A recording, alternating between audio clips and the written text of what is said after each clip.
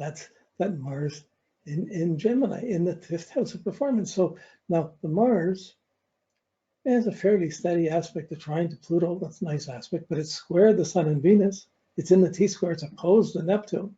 It's part of this whole T-square that we've been working on.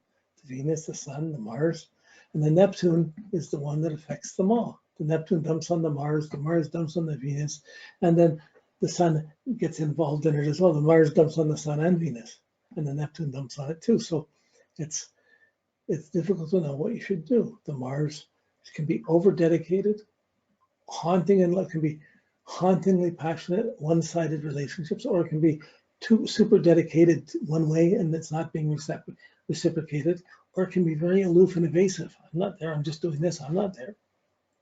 So there's a point that's super dramatic, quickly passionate, but then there come that moment where she's suddenly, I'm not here anymore, I'm not feeling this. It's like, there was a scene in Annie Hall where he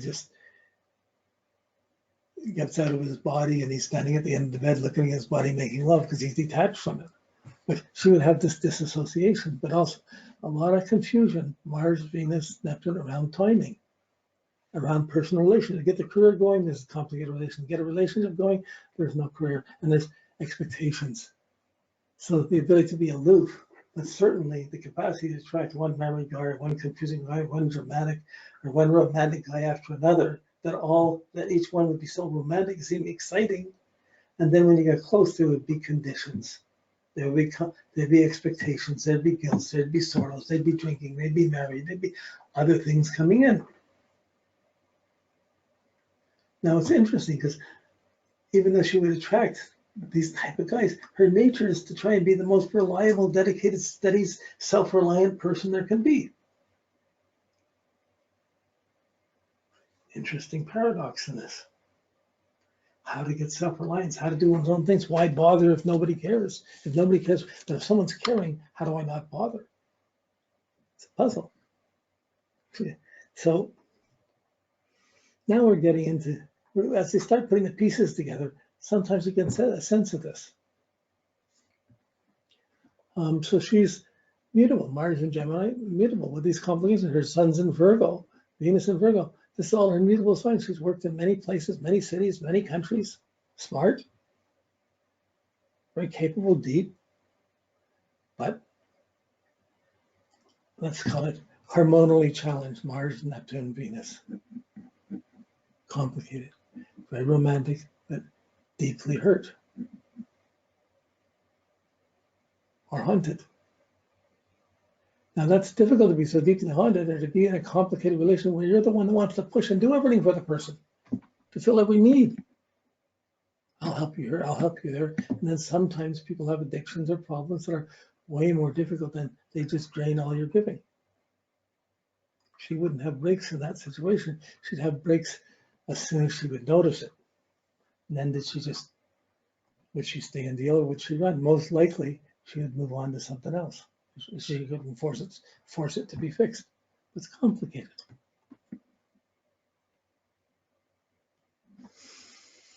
Okay, that's basically her Jupiter. It's conjunct the moon in the 3rd house. That's good for understanding. That's that Jupiter moon ties together as the writer in the 3rd house being able to write. I mean, this person's written huge amounts of material and got thousands of people on her blog interacting until she's so exhausted she can't maintain it all. So she goes in the waves, it's going great, and then it fades down. Then she's tired of doing it. Then I can't keep up with it. She wants to get away from it, so it's on and off. But certainly capable of expressing what's right and wrong. Living up to it is a whole other puzzle. And how much does each person see in a social functional world? She can see who fits in, who's got to job, who's doing what, but the personal side is the more difficult thing for her to understand, to see. She's attracted to it, but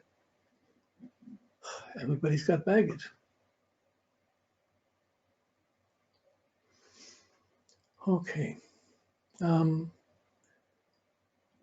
Jupiter is tied into a T-square to Uranus, unconventional thinking.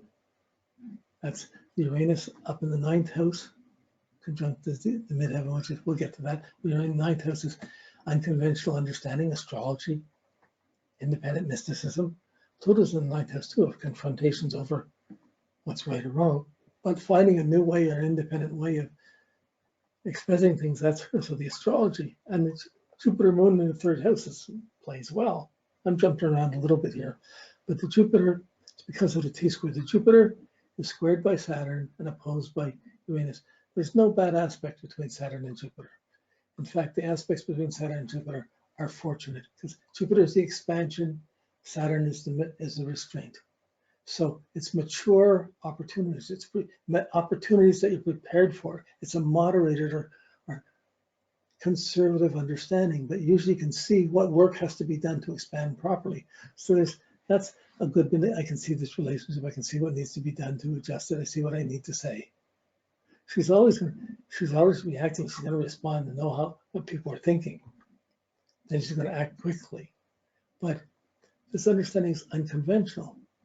Her outlook on life is unique. It's not the same outlook. She's going to, even though the Jupiter moon's together, the moon's opposed by Pluto, Uranus opposed by Uranus, she's going to have a radical understanding. It's going to break away from the understanding that she grew up with. So there's Jupiter in the third house, but opposed by Uranus, squared by Saturn. So she got the huge, exciting blog going, and then she gets tired of running it all the time and get involved in it until it's taking up all the time. And everyone's needing her, and then she has to let it go and move on for a bit. But certainly the potential for her to write or put movies together or express concepts would be brilliant. But I'm going to jump to the Saturn edge of this because the moon and Jupiter works together. The Saturn edge of it in the seventh house, serious restrictions in marriage.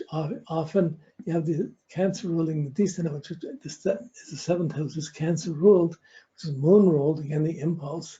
I need to be married, I need to feel secure, I need to be with someone, and I'm going to go on impulse to try and get that. But Saturn's there, wait a second, how do I get past this problem?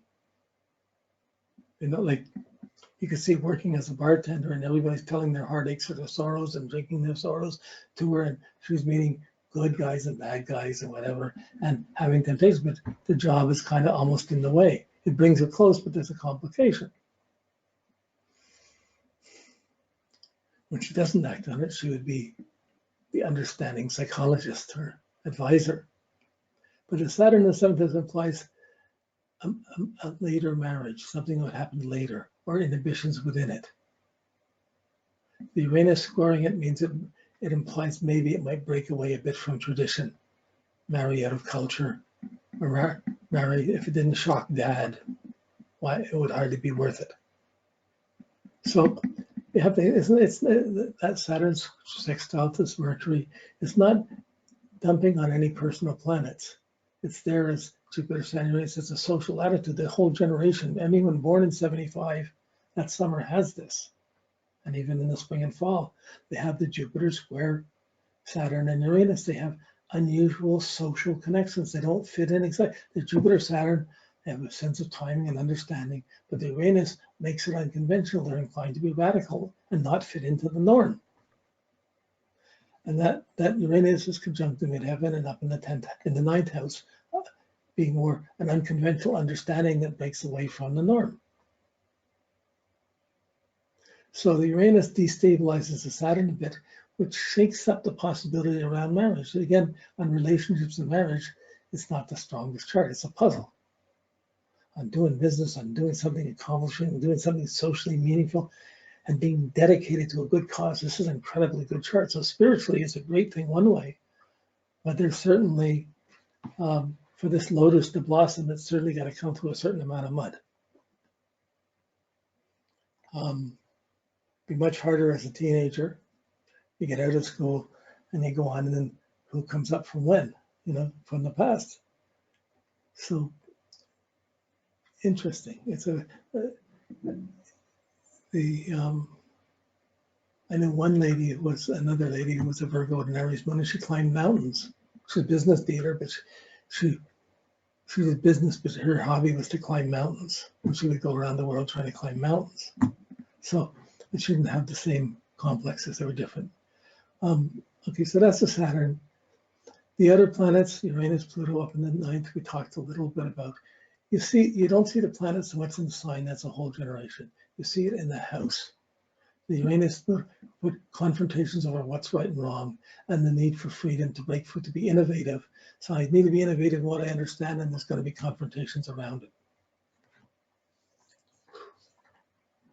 And that confrontation most likely is tied up to mom impulses, like whether it's mom or that someone living with me could start telling me what's right or wrong, and I have to break away from it.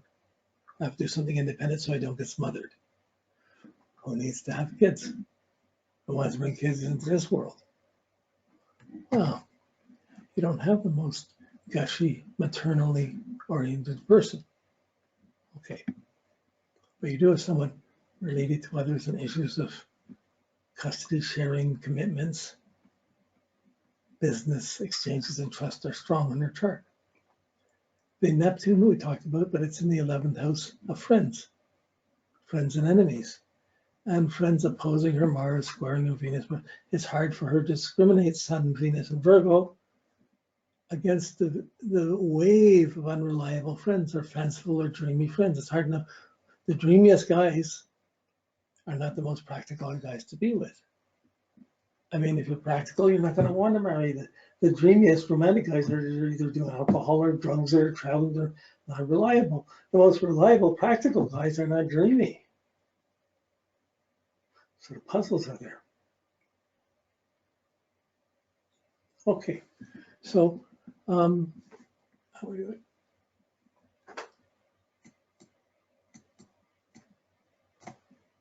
Okay, good, right on time. So we got the four. So we've got a sense. We've looked at the planets to a certain degree, not as deeply as we could do. We could have spent an hour on any one of them or more a day, but we've touched it. We've got a sense of this complex. And suddenly when we're trying to set on this, we're seeing all these squares and oppositions in this chart. And we're seeing the tendency to impulse, and we're seeing the ability to discriminate and evaluate, the need to be socially meaningful. And we see this puzzle. The father would see it. You can imagine how the father would see it, how the mother would see that in a young girl or in a teenager. Or so a teenager is inclined to be a little bit more explorative and invasive. And parents would be more frightened and terrified of it. It's not someone you could easily control, but you might try. Okay.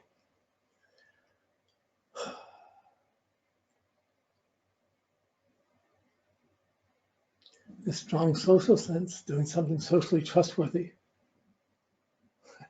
working with problem people, problem kids.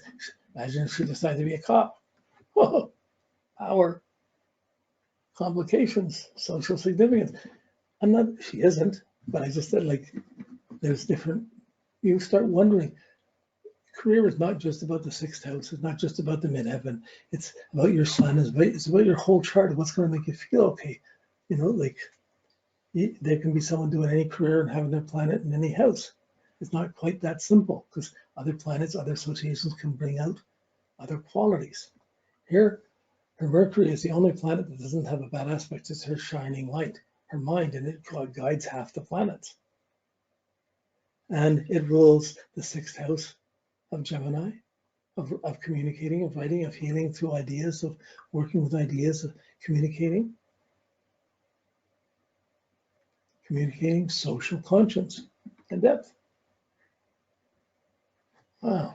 And the rules the ninth house of higher understanding. So you had the astrology, the knowledge of that, the writing about it, and the psychological depth. You see how she would be able to write astrology. She can write scripts. She can write dialogues with people easily. That